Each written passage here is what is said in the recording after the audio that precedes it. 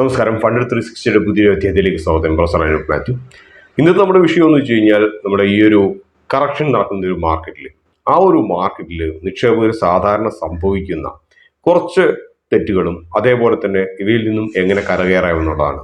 നമുക്കറിയുന്ന പോലെ തന്നെ നമുക്ക് പലപ്പോഴും കാണുന്ന ഒരു കാര്യം, നല്ലൊരു ബുൾ മാർക്കറ്റിൽ മോശമില്ലാത്തൊരു റിട്ടേൺസ് ഒക്കെ എല്ലാവരും ഉണ്ടാക്കും. പക്ഷെ അതേസമയം ബെയർ മാർക്കറ്റ് വരുമ്പോൾ ഈ ഉണ്ടാക്കിയതിൻ്റെ ഇരട്ടി അവർക്ക് നഷ്ടമാവുകയും ചെയ്യും. അപ്പോൾ ഇത് പ്രധാനമായിട്ടും ഈ സംഭവിക്കുന്നതെന്ന് വെച്ച് കഴിഞ്ഞാൽ നമ്മുടെ ഇൻവെസ്റ്റ്മെൻറ്റ് സ്ട്രാറ്റജിയിലുള്ള കുഴപ്പം കൊണ്ടും പലപ്പോഴും നമ്മുടെ ഒരു സൈക്കോളജിയിലുള്ള പ്രശ്നങ്ങൾ കൊണ്ടുമാണ്. ഒന്നാമത്തെ ഒരു പ്രശ്നം എന്ന് വെച്ച് കഴിഞ്ഞാൽ, മാർക്കറ്റ് കുറച്ചൊരു കറക്ഷൻ നടക്കുമ്പോൾ പലപ്പോഴും പലർക്കും ഒരു പേടിയും അതുപോലെ ആകാംക്ഷയുമാണുള്ളത്. നമുക്കറിയുന്ന പോലെ തന്നെ മിക്കവരും ഈ പറഞ്ഞ പോലെ ഒരു ഇൻവെസ്റ്റ്മെന്റ് നടത്തുന്നവരാണ് ശരി, ട്രേഡിംഗ് നടത്തുന്നവരാണ് ശരി, ഇവരൊക്കെ അതിനെക്കുറിച്ച് കുറച്ചൊരു റിസർച്ച് നടത്തിയിട്ടാണ് ആ ഒരു സ്റ്റോക്കിനെ കുറിച്ചോ അല്ലെങ്കിൽ ആ ഒരു പർട്ടിക്കുലർ ഇൻസ്ട്രുമെന്റിനെ കുറിച്ചോ വളരെയധികം റിസർച്ച് നടത്തിയിട്ടാണ് അതിൻ്റെ അകത്ത് ഒരു ട്രേഡിൻ്റെ അകത്തോ അല്ലെങ്കിൽ ഇൻവെസ്റ്റ്മെന്റിൻ്റെ അകത്തോ എൻട്രി ചെയ്യാറ്. പക്ഷെ എങ്കിൽ പോലും ഈ പറഞ്ഞ പോലെ മാർക്കറ്റ് ഒരു ഇത്തിരി താഴേക്ക് വരികയോ കയ്യിലിരിക്കുന്ന ആ ഒരു ഇൻസ്ട്രുമെന്റ് ഇത്തിരി നഷ്ടത്തിലാകുകയോ ചെയ്തു കഴിഞ്ഞാൽ ഭയപ്പാടുണ്ടാകുന്നു. അതിൻ്റെ കൂടെ തന്നെ ഉണ്ടാകുന്നതാണ് ഈ പറഞ്ഞ പോലെ ഒരു ആകാംക്ഷ, ഇനി എന്ത് സംഭവിക്കും എന്നുള്ള ആങ്സൈറ്റി ഭയങ്കര കൂടുതലായിട്ട് ഡെവലപ്പ് ചെയ്യും. അപ്പോൾ ഇത് റിസർച്ചിന് മുകളിലൊരു കോൺഫിഡൻസ് കുറവായിട്ട് വേണം നമുക്ക് കരുതാൻ വേണ്ടിയിട്ട്, അഥവാ നമ്മുടെ റിസർച്ചിൻ്റെ മുകളിൽ നമുക്കുള്ള ആത്മവിശ്വാസക്കുറവ്. അപ്പോൾ ഇതിനെ തുടർന്ന് ഇങ്ങനെയുള്ള ഒരു ആങ്സൈറ്റി വരുമ്പോൾ സംഭവിക്കാറ് സാധാരണ ഇതിനെ തുടർന്ന് മോശമില്ലാത്തൊരു ഓവർ റിയാക്ഷൻ ചെയ്യുമെന്നാണ് പറയുന്നത്. അതായത് നമ്മൾ പേടിച്ചിട്ട് ഇനി മാർക്കറ്റ് മൊത്തം തകർന്നു വീണ് താഴെ എത്തുമെന്ന് കരുതിയിട്ട് കയ്യിലുള്ള എല്ലാം ലിക്വിഡൈസ് ചെയ്യും, എല്ലാം വിറ്റൊഴിവാക്കും. വിറ്റൊഴിവാക്കി ചിലപ്പോൾ 2 ദിവസം കഴിയുമ്പോഴായിരിക്കും മാർക്കറ്റ് ചിലപ്പം തിരിച്ച് കയറാൻ തുടങ്ങുന്നത്, ഈ ഒരു ചെറിയ കറക്ഷൻ കഴിഞ്ഞിട്ട്. അതുകൊണ്ടാണ് പലപ്പോഴും പലരും പറയാറുള്ളത്, ഞാൻ വിറ്റാൽ മാർക്കറ്റ് മുകളിലേക്ക് പോകും, ആ ഒരു സ്റ്റോക്ക് മുകളിലേക്ക് പോകും, ഞാൻ വാങ്ങിച്ചാൽ ഉടനെ താഴേക്ക് പോകും എന്ന് പറയുന്നത്. ഇപ്പോൾ ഒരു ടൈമിങ്ങിൻ്റെ ഒരു വലിയ പ്രശ്നങ്ങൾ പലപ്പോഴും ഇവിടെ സംഭവിക്കുന്നു. ഈ ടൈമിങ് പലപ്പോഴും പ്രശ്നം സംഭവിക്കുന്നത് വെച്ച് കഴിഞ്ഞാൽ ഈ ഒരു ഫിയർ ഫാക്ടർ കൊണ്ടാണ്. ഒന്നുകിൽ ഫിയർ ഓഫ് മിസ്സിംഗ് ഔട്ട്, മുകളിലേക്ക് പോകുന്ന ഒരു സ്റ്റോക്ക് അത് ഓവർ വാല്യൂഡ് ആണെന്ന് അറിഞ്ഞാൽ പോലും ഇനി അത് എനിക്ക് വാങ്ങിക്കാനുള്ള ഒരു അവസരം നഷ്ടപ്പെടുമോ എന്ന് വെച്ച് form of factor, fear of missing out കൊണ്ട് ഓടിച്ചാടി വാങ്ങിക്കും. അത് കഴിഞ്ഞ് താഴേക്ക് കുറച്ച് വരാൻ തുടങ്ങി കഴിഞ്ഞാൽ ഉടനെ അതിൻ്റെ അകത്ത് നിന്ന് എക്സിറ്റ് ചെയ്യും. തിരിച്ചു വീണ്ടും മുകളിലേക്ക് പോയി തുടങ്ങുമ്പോൾ മാത്രമേ വീണ്ടും വാങ്ങിക്കുകയുള്ളൂ. അപ്പോൾ ഇതൊരു വലിയൊരു പ്രശ്നമാണ്. ഈ പറഞ്ഞ പോലെ മാർക്കറ്റ് കുറച്ചൊരു കറക്ഷൻ നടക്കുമ്പോഴോ അല്ലെങ്കിൽ മാർക്കറ്റ് താഴേക്ക് പോകുമ്പോഴോ സംഭവിക്കുന്ന ഒരു കാര്യം. ഇതിൻ്റെ ജസ്റ്റ് വിപരീതമായിട്ടുള്ളൊരു കാര്യമാണ്, കുറേ പേർക്കൊക്കെ ആണെങ്കിൽ കുറേ ഓവർ കോൺഫിഡൻസ് ഉണ്ടാവും, അതേസമയം തന്നെ കുറേ പേർക്ക് കുറച്ചൊരു അത്യാഗ്രഹം ഉണ്ടാവും. ഈ രണ്ട് കാര്യങ്ങൾ നിലനിൽക്കുന്നതുകൊണ്ട് ഒരു പ്രശ്നം എന്ന് വെച്ച് കഴിഞ്ഞാൽ, ഇവർ എപ്പോഴും ഭയങ്കരമായിട്ട് ബയസ്ഡ് ആയിരിക്കും. ഭയങ്കരമായിട്ട് ബയസ്ഡ് എന്ന് വെച്ച് കഴിഞ്ഞാൽ, നമ്മളൊരു റിസർച്ച് നടത്തി ഒരു സ്റ്റോക്ക് വാങ്ങിച്ചു, അത് കഴിഞ്ഞൊരു ക്വാർട്ടർലി റിസൾട്ട് വന്നു, ആ സ്റ്റോക്ക് താഴേക്ക് പോയി അല്ലെങ്കിൽ സെന്റിമെന്റ് താഴേക്ക് പോയി, അതുകൊണ്ട് അതിനെ ബലപ്പെടുത്തിയത് താഴോട്ട് പോയിക്കൊണ്ടിരിക്കുന്നു. പക്ഷേ ഇങ്ങനെയുള്ളവരുടെ ഒരു പ്രശ്നം എന്ന് വെച്ച് കഴിഞ്ഞാൽ, ഇവർ പോസിറ്റീവായിട്ടുള്ള ആ കമ്പനിയുടെ കുറിച്ചുള്ള ന്യൂസുകൾ മാത്രമേ അവർ ചെവിക്കൊള്ളൂ. മറ്റുള്ളതെല്ലാം അവർ കൺവീനിയൻ്റ്ലി, സൗകര്യപൂർവ്വം അവർ നെഗ്ലക്ട് ചെയ്ത് കളയും. പലപ്പോഴും ഈ ഒരു പ്രതിഭാസം പലയിടത്തും കണ്ടിട്ടുണ്ട്. എനിക്ക് അതിൻ്റെ പേരിൽ കുറേ ചീത്തയൊക്കെ കേട്ടിട്ടുണ്ട്. ഇപ്പോൾ BCG കുറിച്ച് പറയുകയാണെങ്കിൽ, BCG 50-60 വിലനിലവാരത്തിലൊക്കെ ഇരിക്കുമ്പോൾ BCG നമ്മൾ റിലേറ്റഡ് പാർട്ടി ട്രാൻസാക്ഷൻ കൊണ്ടും അതേപോലെ തന്നെ ബ്ലോക്സിനെ കുറിച്ചും ബ്ലോക്ക് ഡീൽസിനെ കുറിച്ചും ഒക്കെ ഉള്ളതിനെ കുറിച്ച് നമ്മൾ കുറച്ച് ക്രിട്ടിക്കലായിട്ടുള്ള ഫോറൻസിക് അനലിറ്റിക്സ് നടത്തിയിട്ട് നമ്മൾ അതിനെക്കുറിച്ചൊരു വീഡിയോ ചെയ്തിട്ടുണ്ടായിരുന്നു. ഇത് അത്ര നല്ലൊരു സ്റ്റോക്ക് അല്ല, അത് ഇനിയിപ്പം തവണ പോകുന്നതിനേക്കാളും കൂടുതൽ സാധ്യത താഴേക്ക് വരാനാണ്, എന്തൊക്കെയോ കുറച്ചൊരു ഫിഷി ആയിട്ടുള്ള അതിൻ്റെ അകത്ത് ഉണ്ടെന്നുള്ളത്. പക്ഷേ നിങ്ങൾ എടുത്ത് നോക്കുക, പഴയ വീഡിയോ എനിക്ക് തോന്നുന്നു ഇപ്പോഴും യൂട്യൂബിൻ്റെ അകത്ത് ഉണ്ടെന്ന് തോന്നുന്നു, ചാനലിൻ്റെ അകത്ത്. അപ്പോൾ എടുത്ത് നോക്കിക്കഴിഞ്ഞാൽ അതിൻ്റെ അകത്ത് കമൻസിൻ്റെ അകത്ത് ഒരു 90% പേരും കമൻറ്റ് ചെയ്തത് വളരെ മോശപ്പെട്ട രീതിയിലാണ്. പ്രത്യേകിച്ച് അതിൻ്റെ അകത്ത് ഹോൾഡ് ചെയ്യുന്നവർ വന്നത് വളരെ മോശപ്പെട്ട രീതിയിലാണ് കമൻറ്റ് ചെയ്തത്. ഇതൊരു മൾട്ടി ബാഗറാണ്, ഇതൊക്കെ ഭയങ്കര ഇതാണ്. പക്ഷെ അതിനുശേഷം എന്ത് സംഭവിച്ചു? BCG എന്ന് പറയുന്ന ഒരു വളരെ തകർന്ന് തരിപ്പണമായി ട്രേഡിംഗ് സസ്പെൻഡ് ചെയ്യുന്ന അവസ്ഥയിലേക്ക് എത്തിപ്പോയി. അപ്പോൾ ഇതുപോലെ സെലക്റ്റീവ് ആയിട്ടുള്ള ഇൻഫർമേഷൻ മാത്രം എടുക്കുന്ന ഒരു പ്രശ്നമാണ്.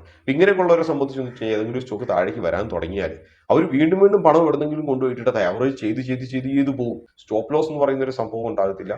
അത് ആവറേജ് ചെയ്ത് അവസാനം മൊത്തം പോർട്ട്ഫോളിയോയുടെ 99% ചിലപ്പോൾ അവർ ഒറ്റ സ്റ്റോക്കായി പോകും. ഇങ്ങനത്തെ ഒരു വലിയൊരു തെറ്റും ഈ പറഞ്ഞതുപോലെ സംഭവിക്കാറുണ്ട്. നേരത്തെ പറഞ്ഞതിന്റെ നേരെ വിപരീതമായിട്ടുള്ളൊരു കാര്യം. മറ്റു മൂന്നാമത്തെ ഒരു കാര്യം എന്ന് വെച്ച് കഴിഞ്ഞാൽ ഹേർഡ് മെന്റാലിറ്റിയാണ്. ഹേർഡ് മെന്റാലിറ്റി എന്ന് വെച്ച് കഴിഞ്ഞാൽ ഒരു വലിയ ജനക്കൂട്ടത്തിന്റെ, നമ്മുടെ ചുറ്റും ഇരിക്കുന്ന ഒരു കമ്മ്യൂണിറ്റിയുടെ, അത് ചിലപ്പം ഒരു യൂട്യൂബ് കമ്മ്യൂണിറ്റി ആകാം, അത് ചിലപ്പോൾ ഈ പറഞ്ഞ പോലെ ഇൻവെസ്റ്റർ കമ്മ്യൂണിറ്റി ആകാം, ടെലിവിഷൻ ചാനൽസ് കൂടി വരുന്നതാകാം, ന്യൂസ് പേപ്പേഴ്സ് ആകാം. ഹേർഡ് മെന്റാലിറ്റി ഒരു വലിയൊരു ഫാക്ടറാണ് ഇതിൻ്റെ അകത്ത് നമ്മുടെ ഒരു തീരുമാനങ്ങളെ സ്വാധീനിക്കുന്നത്. ഉദാഹരണമായിട്ട് പറയുകയാണെങ്കിൽ, ഇപ്പം നിങ്ങളുടെ ചുറ്റും ഇരിക്കുന്ന എല്ലാവരും, നിങ്ങൾ കാണുന്ന യൂട്യൂബ് ചാനലിൽ ഇരിക്കുന്ന എല്ലാവരും, മാർക്കറ്റ് ഇപ്പം വളരെ നെഗറ്റീവായിട്ടുള്ള ഒരു സെന്റിമെന്റ് ആണ്, തകർന്ന് തരിപ്പണമാവും, 12,000-ലേക്ക് നിഫ്റ്റി എത്താൻ പോവുകയാണ് എന്നൊക്കെ പറഞ്ഞാൽ ഗീവൽസ്യൻ തിയറം പോലെ നമ്മൾ നുണ കുറെ തവണ കേട്ട് കഴിഞ്ഞാൽ നമ്മൾ തന്നെ അത് പറയുന്ന നുണയാണെങ്കിൽ പോലും നമ്മൾ തന്നെ സത്യമാണെന്ന് ചിലപ്പോൾ വിചാരിച്ചു പോകും. ഇതിനെ തുടർന്നും ഈ പറഞ്ഞ പോലെ പലപ്പോഴും നമ്മളുടെ നിക്ഷേപ തീരുമാനങ്ങൾ തെറ്റുകയോ അത് പറഞ്ഞ പോലെ തന്നെ നമുക്ക് ലഭിക്കേണ്ട ലാഭം ലഭിക്കാതാവുകയോ ചിലപ്പോൾ നഷ്ടത്തിലെത്തുകയോ ചെയ്യാറുണ്ട്. ഇന്നത്തെ കാലത്ത് സോഷ്യൽ മീഡിയയുടെ ഒക്കെ ഈ കാലഘട്ടങ്ങളിൽ നമുക്ക് കാണാൻ കഴിയും മാർക്കറ്റ് ഒരു ഇത്തിരി താഴോട്ട് പോകുന്നു കഴിഞ്ഞാൽ ഇനി ഇതിന്റെ നാലിലൊന്നായിട്ടേ നിൽക്കുകയുള്ളൂ എന്ന് പറയും. മുകളിലേക്ക് പോകാൻ തുടങ്ങിക്കഴിഞ്ഞാൽ ഇനി മിനിമം ഇത് നിഫ്റ്റി 1,00,000 എത്തി നിൽക്കുകയുള്ളൂ എന്ന് പറയുന്ന ഒട്ടനേകം പേരുണ്ട്. അതൊരു ഗോ വിത്ത് ദ ക്രൗഡ് എന്ന് പറയുന്ന ഒരു സൈക്കോളജിയാണ്. അതായത് മുകളിലേക്ക് പോകണമെന്ന് ആഗ്രഹിക്കുന്നവർക്കുണ്ടെങ്കിൽ അവർ ഈ മുകളിലേക്ക് പോകും, നിഫ്റ്റി അടുത്ത 6 മാസത്തിനുള്ളിൽ 1,00,000 ആകും എന്നൊക്കെ പറയുന്നത് ആ ഒരു തംബ്നെയിൽ ഉണ്ടെങ്കിൽ മാത്രമേ അവരത് കാണുകയുള്ളൂ. അതേസമയം ഓൾറെഡി നിഫ്റ്റിയിൽ പൊസിഷനൊക്കെ എടുത്തിരിക്കുന്നവരുണ്ടെങ്കിൽ നിഫ്റ്റി താഴേക്ക് പോകുന്നുള്ളതുണ്ടെങ്കിൽ അത് സൗകര്യപൂർവ്വം അത് അവോയ്ഡ് ചെയ്യും. അങ്ങനെയുള്ളവരാണ് ബഹുഭൂരിപക്ഷവും. അപ്പൊ അത്തരക്കാരെ ടാർഗറ്റ് ചെയ്യുന്നവർ ഒത്തിരി പേരുണ്ട്. അപ്പൊ ഈ ഒരു ഹേർഡ് മെന്റാലിറ്റി പലപ്പോഴും സ്വാധീനിക്കാറുണ്ട്. അക്കാര്യം കൂടി നിങ്ങൾ സൂക്ഷിച്ചു കൊള്ളുക. മറ്റൊരു കാര്യം നിങ്ങൾ ശ്രദ്ധിക്കേണ്ടത്, ഈ പറഞ്ഞ പോലെ മാർക്കറ്റ് തകർന്ന് തരിപ്പണാവുകയോ കറക്ഷൻ നടക്കുകയോ ഒക്കെ ചെയ്യുന്ന ഒരു സമയത്ത് ഉയർന്നു വരുന്ന ഏറ്റവും വലിയ കാര്യമാണ് പമ്പ് ആൻഡ് ഡംപ് സ്കീംസ്. ഈ ഒരു പ്രത്യേക സ്റ്റോക്ക് മാത്രം നിങ്ങൾ നോക്കൂ, കഴിഞ്ഞ 4 ദിവസമായിട്ട് അപ്പർ സർക്യൂട്ടിലാണ്. ഞങ്ങൾ റെക്കമെൻഡ് ചെയ്ത സ്റ്റോക്കാണിത്. അപ്പൊ ഇനി പുതിയ സ്റ്റോക്ക് ഞങ്ങൾ റെക്കമെൻഡ് ചെയ്യാൻ പോകുന്നത് ഈ ഒരു സ്റ്റോക്കാണ്. ഈ സ്റ്റോക്ക് നിങ്ങൾ എടുത്തു നോക്കൂ. മാർക്കറ്റ് എങ്ങോട്ട് വേണമെങ്കിലും പോയിക്കോട്ടെ, മാർക്കറ്റ് വേണമെങ്കിൽ നിഫ്റ്റി വേണമെങ്കിൽ 2000-ൽ എത്തിക്കോട്ടെ, പക്ഷേ ഈ ഒരു സ്റ്റോക്ക് നിങ്ങളെ 10 ദിവസം കൊണ്ട് കോടീശ്വരനാക്കും എന്ന് പറയും.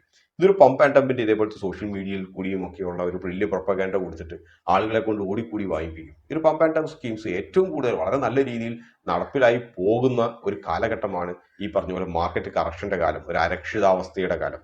അതേസമയം തന്നെ ഉയർന്നു വരുന്ന മറ്റൊരു ഇതാണ് ഒരു അഷ്വേർഡ് ആയിട്ടുള്ള ഇൻവെസ്റ്റ്മെന്റ് റിട്ടേൺസ് തരുമെന്ന് പറഞ്ഞു. ഈ പറഞ്ഞ പോലെ ഓൺലൈൻ ഓഹരി വിപണി തട്ടിപ്പ് എന്നൊക്കെ പറഞ്ഞിട്ട് കുറെ കാണാമല്ലോ. ഫേക്ക് ആപ്പുകൾ തന്നെ ഉണ്ടാക്കുന്നു. ഏഞ്ചൽ വണ്ണോ ഫയേഴ്സോ അല്ലെങ്കിൽ സെറോദയുടെ പേരിൽ തന്നെ ഫേക്ക് ആപ്പുകളൊക്കെ ഉണ്ടാക്കി അതിൽ കൂടിയുള്ള ഇൻവെസ്റ്റ്മെന്റ് നടത്തിച്ചിട്ട് കാശടിച്ച് മാറ്റുന്നവരൊക്കെയുണ്ട്. അപ്പോൾ അഷ്വേർഡ് റിട്ടേൺസ് ഞങ്ങൾ നിങ്ങൾക്ക് കുറെ ടിപ്സ് തരും. അതായത് അപ്പർ സർക്യൂട്ടുള്ള സ്റ്റോക്കുകളെ അതുവഴി നിങ്ങൾക്ക് പണം ഉണ്ടാക്കാം, മാർക്കറ്റ് എങ്ങോട്ട് വേണമെങ്കിലും പോയിക്കോട്ടെ എന്ന് പറഞ്ഞു ഒരു ഷുവർ ഫയർ സ്ട്രാറ്റജി എന്നൊക്കെ പറയുന്ന പോലത്തെ ഇത്. അതിന്റെ അകത്തും ഈ പറഞ്ഞതുപോലെ ഓൾറെഡി ഈ ബെയർ മാർക്കറ്റിന്റെ അകത്തൊക്കെ പോയിട്ട് കുറച്ച് കാശൊക്കെ പോയിരിക്കുന്ന കൊണ്ടുവന്ന ക്യാപിറ്റലൊക്കെ പകുതിയായിട്ടിരിക്കുന്നവർ അവര് ഒരു റിക്കവറി മോഡിൽ നിങ്ങളുടെ നഷ്ടപ്പെട്ട പണമെല്ലാം ഇപ്പൊ നേടിത്തരാമെന്ന് പറയുമ്പോൾ അതിൽ വീണ് പോകുന്ന ഒത്തിരി പേരുണ്ട്. ഈ കൂട്ടത്തിൽ തന്നെ പറയാതെ പോകാൻ വയ്യാത്തൊരു കാര്യമാണ് പല പല പോളിസി സ്കീംസ്, പിരമിഡ് സ്കീംസ് ഒക്കെ. അതായത് അവർ പലപ്പോഴും നിങ്ങളെ അപ്രോച്ച് ചെയ്യുന്നത് ഓഹരി വിപണി ഊഹക്കച്ചവടമാണ്, പൈസ പോയില്ലേ, വളരെ മോശമായിപ്പോയി, അതിന് പകരം നമ്മുടെ കയ്യിൽ പുതിയൊരു സ്കീമുണ്ട്, അത് നിങ്ങൾ ഒന്നും ചെയ്യേണ്ട, നിങ്ങളൊരു 50,000 രൂപ ഇട്ടിട്ട് വെറുതെ ഇരുന്നാൽ മതി, നിങ്ങൾക്ക് പോയ പൈസ എല്ലാം അടുത്ത് 1 കൊല്ലത്തിന്റെ അകത്ത് വരും എന്ന് പറഞ്ഞ് ഈ മണി ചെയിൻ പോലത്തെയോ അത് പുതിയൊരു പേരിലൊക്കെ മൾട്ടി ലെവൽ മാർക്കറ്റിംഗ് എന്നോ ഡയറക്ട് സെല്ലിംഗ് എന്നൊക്കെ പറഞ്ഞിട്ടുള്ള പേരിൽ അതിൻ്റെ അകത്ത് മണി കോമ്പണന്റ് ഗൂഢമായിട്ട് അടച്ചു വെച്ചിട്ടുള്ള രീതിയിൽ സമീപിക്കാൻ പലരും ഉണ്ടാകും. ഇവരുടെയൊക്കെ ഒരു സുവർണ കാലമാണ് സ്റ്റോക്ക് മാർക്കറ്റ് മോശമില്ലാത്തൊരു കറക്ഷനിൽ പോയി കഴിഞ്ഞാൽ ആ ഒരു കാലഘട്ടം എന്ന് പറയുന്നത്. ഇതിന്റെ കൂട്ടത്തിൽ തന്നെ നമുക്ക് ചേർത്ത് വായിക്കേണ്ടതാണ് സ്റ്റോക്ക് മാർക്കറ്റുമായിട്ട് തന്നെ പല പല വിദഗ്ധന്മാരും ഒക്കെ വരും. ഞങ്ങൾ ഫണ്ട് മാനേജറാണ്, ഞങ്ങൾ ഇത്രയും കൊല്ലം ഇത്രയും ഫണ്ടൊക്കെ മാനേജ് ചെയ്തു എന്നൊക്കെ പറഞ്ഞിട്ടുള്ള ഇവരെ കൂടി നിങ്ങൾ സൂക്ഷിച്ചു കൊള്ളുക.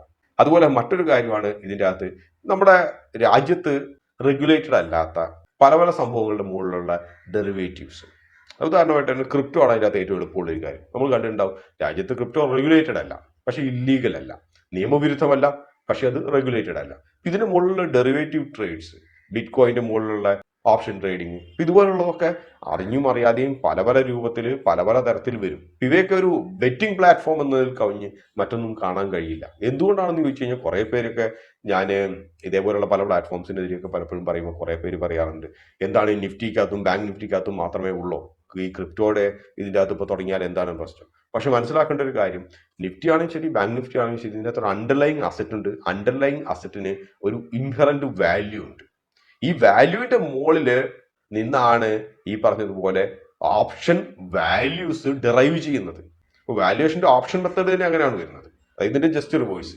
അപ്പൊ ഇതൊന്നും അറിയാതെ ഏത് സാധനം വേണമെങ്കിലും നാളെ മഴ പെയ്യുമോ മഴ പെയ്യില്ലയോ എന്നുള്ളതിനെ കുറിച്ച് പോലും വേണമെങ്കിൽ ഓപ്ഷൻസ് ഫ്ലോട്ട് ചെയ്യാം. ഇത്ര സെന്റിമീറ്റർ മഴ ചെയ്യും, ഇത്ര പെയ്യില്ല എന്ന് പറയുമ്പോൾ മനസ്സിലാക്കേണ്ട ഒരു കാര്യം, അത് ഓപ്ഷൻസ് അല്ല, അത് ബെറ്റിംഗ് ആണ്. ബെറ്റിങ്ങും ഓപ്ഷൻസും രണ്ടും രണ്ടാണ്. നമ്മൾ ഓപ്ഷൻസിന്റെ ബെറ്റിംഗ് ആയിട്ടും ബെറ്റിങ്ങിന് ഓപ്ഷൻസ് ആയിട്ടും കാണുന്നതാണ് ഈ നാട്ടിലെ മിക്കവരുടെയും പണം പോകാനുള്ള പ്രധാനപ്പെട്ട ഒരു കാര്യം. മറ്റൊരു കാര്യം എന്ന് വെച്ച് കഴിഞ്ഞാൽ നമ്മൾ സോഷ്യൽ മീഡിയക്കകത്തത് യൂട്യൂബ് ആകട്ടെ, ഇൻസ്റ്റാഗ്രാം ആകട്ടെ, അല്ലെങ്കിൽ ടെലിഗ്രാം ആകട്ടെ, ഇതിൻ്റെ അകത്തൊക്കെ ഈ ബുൾ മാർക്കറ്റിന്റെ അകത്ത് വളരെയധികം അഡ്വൈസ് കൊടുത്തിട്ട് പണം ഉണ്ടാക്കി കൊടുക്കുന്ന ഒത്തിരി പേരുണ്ടാവും. അത് പലപ്പോഴും ഫലവത്തായിരിക്കും. കാരണം എന്ന് വെച്ച് കഴിഞ്ഞാൽ എങ്ങോട്ട് കല്ലെടുത്തെറിഞ്ഞാലും അതിൻ്റെ അകത്ത് 99% കറക്റ്റ് ആവും, ഇന്നല്ലെങ്കിൽ നാളെ കറക്റ്റ് ആവുന്നു. പക്ഷെ ബെയർ മാർക്കറ്റിനകത്ത് വരുമ്പോൾ കഥകൾ മാറി. എത്ര വലിയ എക്സ്പേർട്ട് ഒരു സ്റ്റോക്ക് ഒരു മീഡിയം ടൈമിലേക്ക് വാങ്ങാൻ അഡ്വൈസ് കൊടുത്താൽ പോലും നാളെയും മറ്റന്നാളുമായിട്ട് അതിന്റെ വില കൂടുമെന്നുള്ള കാര്യത്തിൻ്റെ അകത്ത് വലിയ ഗ്യാരണ്ടി ഒന്നുമില്ല. പക്ഷെ ഓവർ എ പീരീഡ്, ഒരു മീഡിയം ടേം എന്ന് പറഞ്ഞു കഴിഞ്ഞാൽ ഒരു 6 മാസമൊക്കെ എത്തുമ്പോഴത്തേനും അതിൻ്റെ അകത്ത് റിട്ടേൺസ് തരാൻ തുടങ്ങും. ഈ ഒരു സമയത്തെ കുറിച്ച് ഉള്ള ഒരു അവിശ്വാസം പലപ്പോഴും ഈ പറഞ്ഞതുപോലെ പല ഇൻവെസ്റ്റേഴ്സിനും വളരെയധികം ഉണ്ടാകുന്ന ഒരു കാര്യമാണ്. അപ്പൊ അങ്ങനെ വരുമ്പോഴാണ് എന്ത് മാജിക്കൽ റെമഡീസ്, നമ്മളെ അലോപ്പതി നല്ല ഡോക്ടർമാരുടെ ഒക്കെ അടുത്ത് പോയിട്ട് എന്താ പറയുന്നത് ചികിത്സ 2-3 ദിവസം നടത്തി, പക്ഷേ പെട്ടെന്ന് എനിക്ക് റിക്കവർ ആവുന്നില്ല എന്ന് പറയുമ്പോൾ പല ഒറ്റമൂലികളും അതുപോലെ മരുന്നും മന്ത്രവും മാജിക്കൽ റെമഡീസിനും പോകുന്ന പോലെയാണ്. 2 ദിവസത്തിൻ്റെ അകത്തൊന്നും കിട്ടിയില്ല, അപ്പോൾ പിന്നെ വളരെ മാജിക് കാണിക്കുന്നതോ ആയിട്ടുള്ള കുറെ പേര് നാട്ടിലുണ്ട്. സ്റ്റോക്ക് എടുത്താൽ ഉടനെ നാളെയും മറ്റന്നാളുമായിട്ട് അപ്പർ സർക്യൂട്ടിൻ്റെ അകത്ത് പോകുന്ന സ്റ്റോക്കുകൾ മാത്രം പറഞ്ഞു തരുന്ന ദിവ്യന്മാരുണ്ട് എന്നൊക്കെ പറഞ്ഞിട്ട് പോകുന്നവരുണ്ട്. അതിന് പകരം നിങ്ങൾ തന്നെ ബ്രോക്കറുടെ തന്നെ വലിയ റിസർച്ച് ഹൗസിനെ അവിശ്വസിച്ചിട്ടാണ് ഇത്തരത്തിലുള്ള ദിവ്യന്മാരുടെ അടുത്ത് പലപ്പോഴും പോകുന്നത്. ഇക്കൂട്ടത്തിൽ തന്നെ ചിലർ പറയും മാർക്കറ്റ് എങ്ങോട്ട് വേണമെങ്കിലും പോയിക്കോട്ടെ, ഓപ്ഷൻ ട്രേഡിങ്ങിന്റെ ഗുരുവാണ് ഞാൻ, ഓപ്ഷൻ ട്രേഡിങ്ങിന്റെ അകത്ത് യാതൊന്നും പേടിക്കാനില്ല, മാർക്കറ്റ് താഴോട്ട് പോയാലും പണം മേലോട്ട് പോയാലും പണം, അതുകൊണ്ട് ഓടി വരൂ എന്ന് പറഞ്ഞിട്ട്. അപ്പൊ ഇത്തരത്തിലുള്ള മാർക്കറ്റ് റിലേറ്റഡ് ആയിട്ടുള്ള കുറച്ച് തട്ടിപ്പുകളുടെയൊക്കെ ഒരു സുവർണ്ണ കാലമാണ് മാർക്കറ്റ് കറക്ഷന്റെ കാലം. പിന്നെ അന്ന് രക്ഷപ്പെടാൻ വേണ്ടിയിട്ടുള്ള വഴികൾ എന്തൊക്കെയാണെന്ന് വെച്ച് കഴിഞ്ഞാൽ ഞാനീ പറഞ്ഞൊക്കെ ചെയ്യാണ്ടിരിക്കുക എന്നുള്ളതാണ്. അറിവ് തന്നെയാണ് ഏറ്റവും വലിയൊരു രക്ഷ എന്ന് പറയുന്നത്. ഗ്യാരണ്ടീഡ് റിട്ടേൺസിന്റെ അകത്ത് നിങ്ങൾ പോകാണ്ടിരിക്കുക. നിങ്ങൾ ഏതെങ്കിലും ഒരു സ്റ്റോക്ക് ആരെങ്കിലും ഏറ്റവും വലിയ എക്സ്പേർട്ട് പറയുകയാണെങ്കിൽ പോലും നിങ്ങളൊന്ന് ഒരു പ്രൈമ ഫേസി ഒരു ഇൻവെസ്റ്റിഗേഷൻ നിങ്ങൾ നടത്തി നോക്കുക ആ സ്റ്റോക്കിനെ കുറിച്ച്. കാരണം പല എക്സ്പേർട്ടുകൾക്ക് പോലും പലപ്പോഴും സ്മോൾ ക്യാപ്പ് സ്റ്റോക്കുകളുടെ മുകളിൽ ചിലപ്പോൾ ചില നിഗൂഢ വെസ്റ്റഡ് ഇൻട്രസ്റ്റുകളൊക്കെ പലതും ഉണ്ടാകും. അപ്പൊ എന്തെങ്കിലും നിങ്ങൾ അവിശ്വാസം തോന്നിയാൽ ആ സ്റ്റോക്കിന്റെ അകത്ത് നിങ്ങൾ എൻട്രി ചെയ്യാതിരിക്കുക. ചില സമയത്തൊക്കെ no trade is a trade എന്നൊക്കെ പറയുന്ന പോലെ ഇൻവെസ്റ്റ്മെന്റ് ചിലതിൻ്റെ അകത്ത് നടത്താതെ ക്യാഷ് ആയിട്ട് കയ്യിൽ വെച്ചുകൊണ്ടിരിക്കുന്നത് തന്നെ ചിലപ്പോൾ ലാഭകരമായിട്ടുള്ള ഒരു അവസ്ഥയിലേക്ക് എത്തിയേക്കാം. അതുപോലെ തന്നെ നിങ്ങൾ വർക്ക് ചെയ്യുമ്പോൾ, നിങ്ങൾ സ്റ്റോക്ക് ടിപ്സ് ഒക്കെ എടുക്കുമ്പോൾ നിങ്ങൾ റെപ്യൂട്ടഡ് ആയിട്ടുള്ള ആരുടെങ്കിലും ബാക്ക്ഗ്രൗണ്ട് ഒക്കെ കുറച്ചൊരു വെൽവേഴ്സ്ഡ് ആയിട്ടുള്ള ആരുടെങ്കിലും ഒക്കെ എടുക്കുക. കാരണം ബുൾ മാർക്കറ്റിന്റെ അകത്ത് പണം ഉണ്ടാക്കി തരാൻ ആർക്കും കഴിയും. പക്ഷേ ബെയർ മാർക്കറ്റിന്റെ അകത്തോ അല്ലെങ്കിൽ ഒരു കൺസോൾട്ടേഷൻ മാർക്കറ്റിന്റെ അകത്തോ നിങ്ങൾക്ക് ഒരു വർഷത്തെ ടൈം സ്പാൻ്റെ അകത്ത് റിട്ടേൺസ് ഉണ്ടാക്കി തരണമെങ്കിൽ പലപ്പോഴും കുറച്ച് റെപ്യൂട്ടഡ് ആയിട്ടുള്ള ഇൻവെസ്റ്റ്മെന്റ് അഡ്വൈസർക്കോ ഫണ്ട് മാനേജർക്കോ മാത്രമേ കഴിയൂ.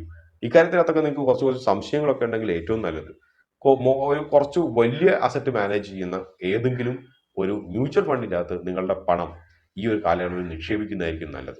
ബ്രോക്കർ ടിപ്സ് കിട്ടിയിട്ട് അത് നിങ്ങൾ എൻ്റർ ചെയ്യണോ വേണ്ടോ എന്നുള്ളതിനെ കുറിച്ച് നിങ്ങൾക്ക് വളരെ ട്രാൻസ്പെറന്റ് ആയിട്ടുള്ളൊരു ഐഡിയ കിട്ടും. കാരണം ബ്രോക്കർ കൊടുക്കുന്ന ടിപ്പ് മിക്ക ബ്രോക്കേഴ്സിന്റെയും ഇവരുടെയൊക്കെ ബാക്ക്ഗ്രൗണ്ട് പാസ്റ്റ് ഹിസ്റ്ററി ഒക്കെ ഏതൊക്കെ കൊടുത്തു, അവരുടെ സക്സസ് റേറ്റ് എത്രയാണെന്നുള്ളതൊക്കെ നമുക്ക് വെരിഫൈ ചെയ്തെടുക്കാൻ വളരെ പെട്ടെന്ന് കഴിയും. പക്ഷെ പലപ്പോഴും സോഷ്യൽ മീഡിയയ്ക്ക് കൂടി ടിപ്സ് കൊടുക്കുന്നവരുടെ പ്രശ്നം എന്ന് വെച്ച് കഴിഞ്ഞാൽ ഇവർ പലപ്പോഴും ടിപ്പ് കൊടുക്കും, അതിനകത്ത് നഷ്ടത്തിൽ പോകുന്ന ടിപ്പുകളോ ലാഭം തരാത്ത ടിപ്പുകളോ കൊടുത്ത വീഡിയോകൾ ഉൾപ്പെടെ ചിലപ്പോൾ ഡിലീറ്റ് ചെയ്ത് കടന്നു കളയും. അപ്പോൾ പാസ്റ്റ് ഹിസ്റ്ററി എടുത്ത് നോക്കുമ്പോൾ ലാഭം കിട്ടിയ വീഡിയോകൾ മാത്രമേ അവിടെ പലപ്പോഴും ഉണ്ടാവുകയുള്ളൂ. നഷ്ടത്തിൽ പോയതോ അല്ലെങ്കിൽ പമ്പ് ആൻഡ് ഡംപിന്റെ ഭാഗമായിട്ട് പ്രസിദ്ധീകരിച്ചതായിട്ടുള്ള പല വീഡിയോകളും അവിടെ ഉണ്ടാകില്ല എന്നുള്ള സത്യം അവിടെ നിലനിൽക്കും. ഇക്കാര്യങ്ങളൊക്കെ നിങ്ങൾ മനസ്സിൽ വെക്കുന്നത് പലപ്പോഴും ഈ ഒരു കൺസോൾട്ടേഷൻ ബേസിലേക്കകത്തേക്ക് മാർക്കറ്റ് കടന്നതുകൊണ്ടും ചെറുതായിട്ടൊരു നെഗറ്റീവ് സെന്റിമെന്റ്സ് ഒക്കെ ഉള്ളതുകൊണ്ടും ഈ ഒരു കാലഘട്ടത്തിൽ ഇത് നന്നായിരിക്കും. ഇതോടുകൂടി ഈ ഒരു അധ്യായം ഇവിടെ പൂർണ്ണമാവുകയാണ്. മറ്റൊരു അധ്യായത്തിൽ വീണ്ടും കാണാം. അതുവരെ നന്ദി, നമസ്കാരം.